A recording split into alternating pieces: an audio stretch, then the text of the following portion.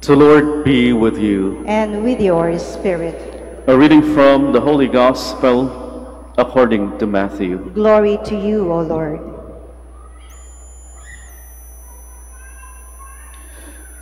Jesus spoke to the crowds and to his disciples, saying, "The scribes and the Pharisees have taken their seat on the chair of Moses. Therefore, do and observe all things whatsoever they tell you, but do not follow their example. For they preach, but they do not practice. They tie up heavy burdens hard to carry, and lay them on people's shoulders, but they will not lift a finger to move them. All their works are performed to be seen. They widen their phylacteries and lengthen their tassels. They love places of honor at banquets, seats of honor in synagogues, greetings in marketplaces, and the salutation, Rabbi. As for you, do not be called Rabbi. You have but one teacher, and you are all brothers. Call no one on earth your father. You have but one Father in heaven. Do not be called Master. You have but one Master, the Christ. The greatest among you must be your servant.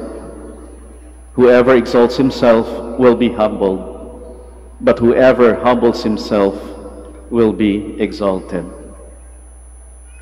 My dear sisters and brothers, the Gospel of the Lord. Praise to you, Lord Jesus Christ. Please be seated. Dahil katatapos lang ho ng Todos los Santos, All Saints, at araw ho ng mga kaluluwa, All Souls, hayaan niyo ho akong i-share yung isang kwento. May kwento ho ng isang mamang namatay at nasa harap po siya ng pintuan ng langit at ina-assess yung mamang yon. At pagkatapos ho ng mahabang pagsusuri o assessment, nung in-assess ho siya ni San Pedro, pinapasok ko siya sa loob ng langit. At dahil naging mabuting Kristiyano naman ho siya, at higit sa lahat ay pinagsisihan ho niya lahat ng mga kakulangan niya. At tuwang-tuwa ho yung mama. Excited ho na makapasok sa loob ng langit. Bakit ho excited? Kasi excited ho siyang makita yung mga hinangaan niya at pinagdadasalan niya ng mga anghel at mga santo at santa. Kaya nasabi niya sa sarili niya, "Nako, makikita ko rin sa wakas si San Miguel Arcangel.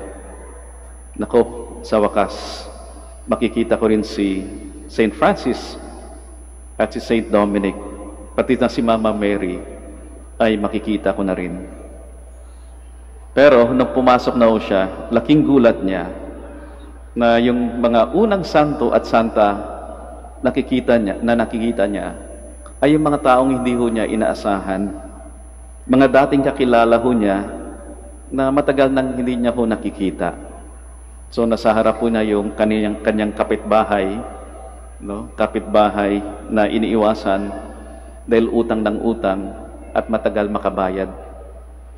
Nasa harap din ho niya yung kakilala niyang lasenggo, manginginom, na madalas ay pinagsasabihan niya.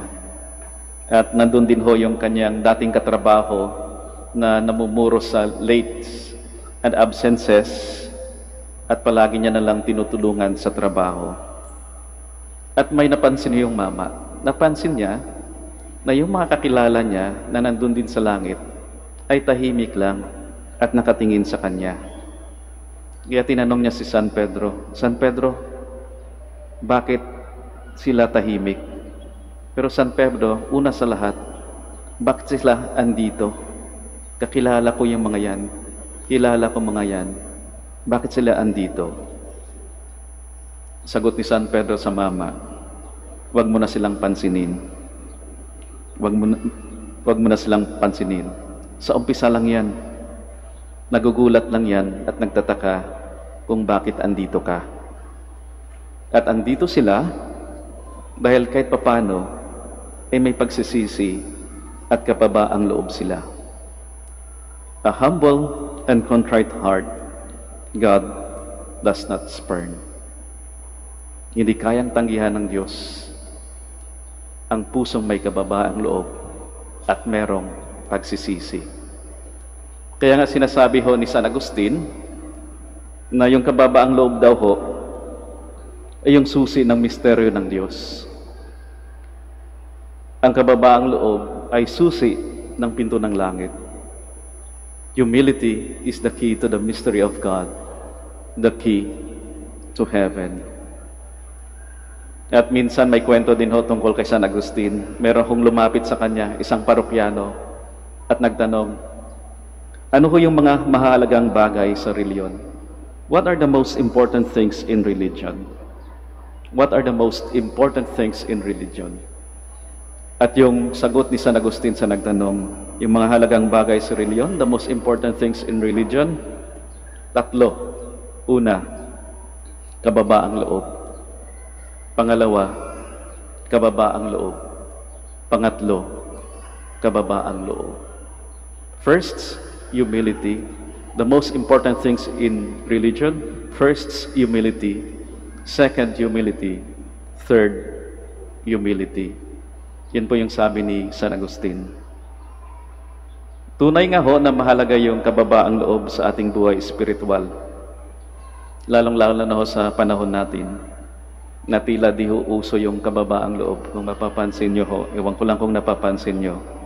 Bakit ho? Kasing uso sa atin ngayon, kanyang-kanyang trip, di ho ba? Kanyang-kanyang trip. At walang basagan ng trip. Kaya nga niloloko ko minsan yung nagpapabless dyan. May dala akong maliit na knife.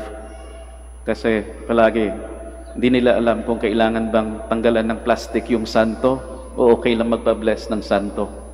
Although sinasabi ko, mahalaga dyan yung dasal nung tao, nung pare, at hindi lang yung malapatan nung holy water, yung religious articles nila.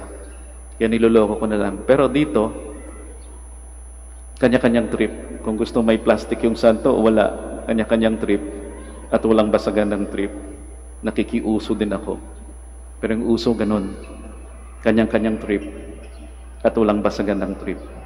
It's my world. And I can do whatever I want. Kaya nga ho, yung mga tao sa panahon natin ngayon, palaki ng palaki yung ego at paliit ng paliit naman yung kababaang loob. Kaya tama lang din naman na paminsan-minsan pinalalahanan ho tayo tungkol sa kababaang loob. Kaya nga ho sa ating ebanghelyo, yung paalala ng ating Panginoon, whoever exalts himself will be humbled, but whoever humbles himself will be exalted.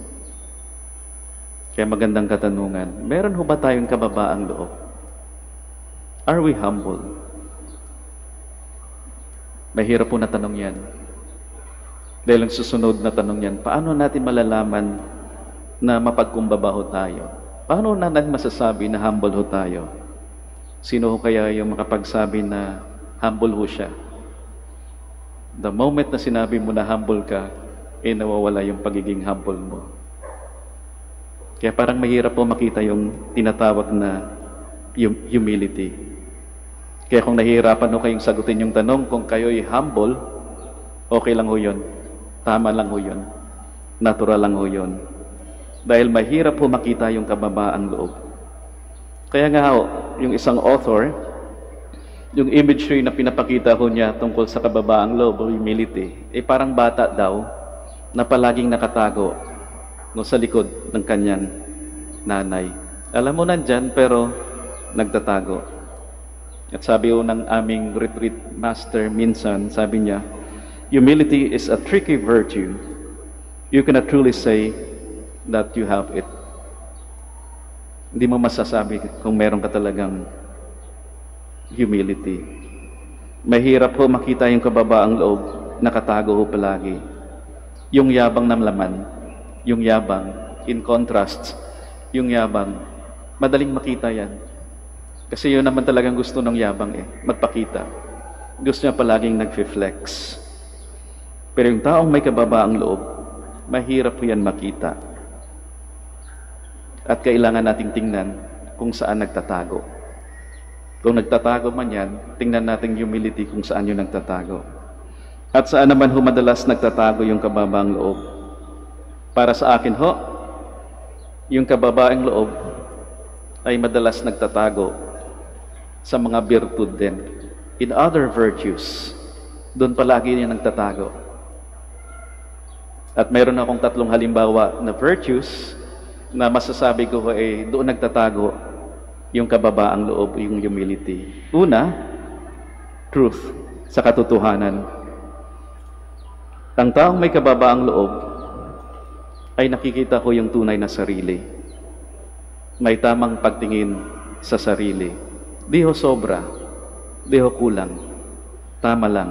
Ibig sabihin inaamin yung kanyang kahinaan at kakulangan. Walang ilusyon, walang pagkukunyari, walang pagsisinungaling tungkol sa sarili. Hindi ho kagaya ng mga iskriba at pariseyo na kinikriticize o tinutuligsan ng ating Panginoon na narinig ho natin sa ating ebanghelyo. Kaya kapag sa tingin ho natin, ang dami ho nating maskara sa mukha ho natin, na ayaw ho nating ipakita sa iba yung tunay nating sarili, o ayaw pa nating ayusin yung mga bagay-bagay sa sarili natin, sa tingin ko nahihirapan po tayo sa tinatawag na humility. Ang taong mapagkumbaba ay totoo ho sa sarili.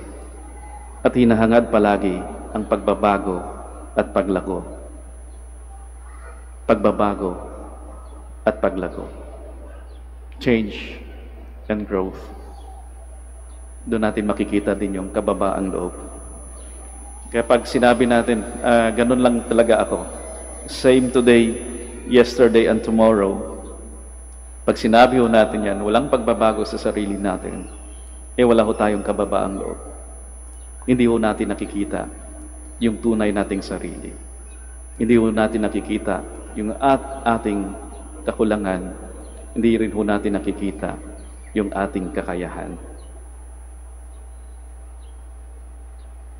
Ang taong mapagkumbaba ay totoo sa sarili.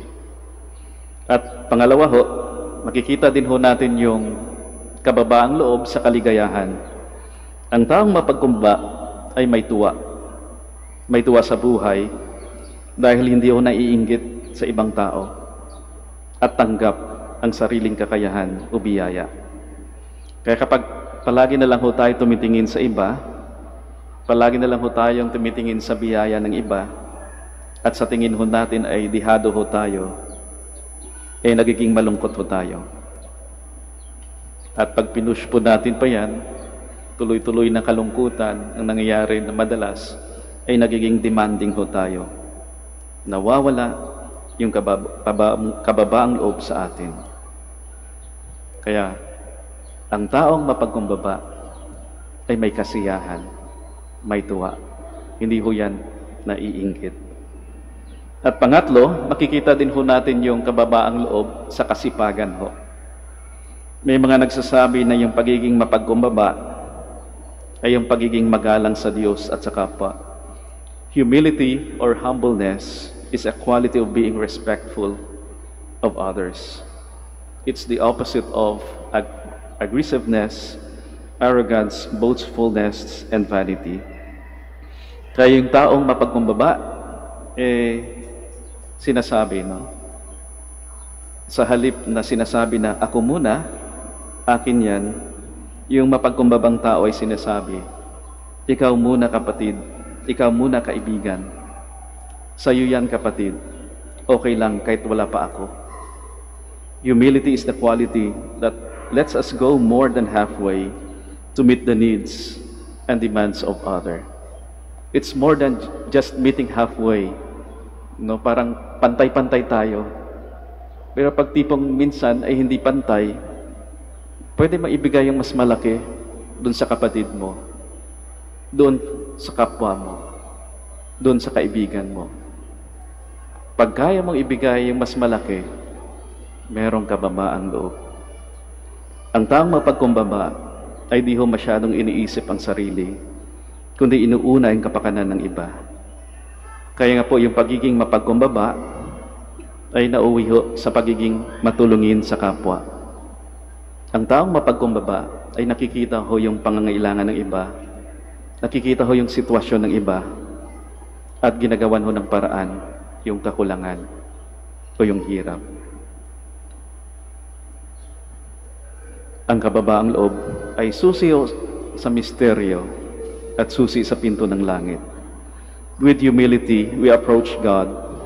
We approach other people. Kaya ngayong linggo ho, magandang pagnilayan. Hawak-hawak na ho ba natin yung susing ito? Kahit hindi man natin sabihin sa iba, ay humble ako. Pero pag tiningnan ho natin yung sarili natin, mukhang hawak-hawak ko na yung susi. Ibig sabihin ho, totoo ho tayo sa ating sarili. Nakikita ho natin yung ating sarili. Mayroon hong tuwa ho sa sarili. At kahit papano, meron din hong kasipagan. Kung hawak ho natin yung susi na ito, tiyak ho bubukas yung pinto ng langit para sa atin. Makakapasok ho tayo. Pero paalala lang ho, wag lang ho tayong magulat. At buong kababaang loob, natanggapin ho natin yung makakasama natin sa langit. At buong kababaang loob, natanggapin ang kalooban ng Diyos kung bakit sila yung makakasama natin.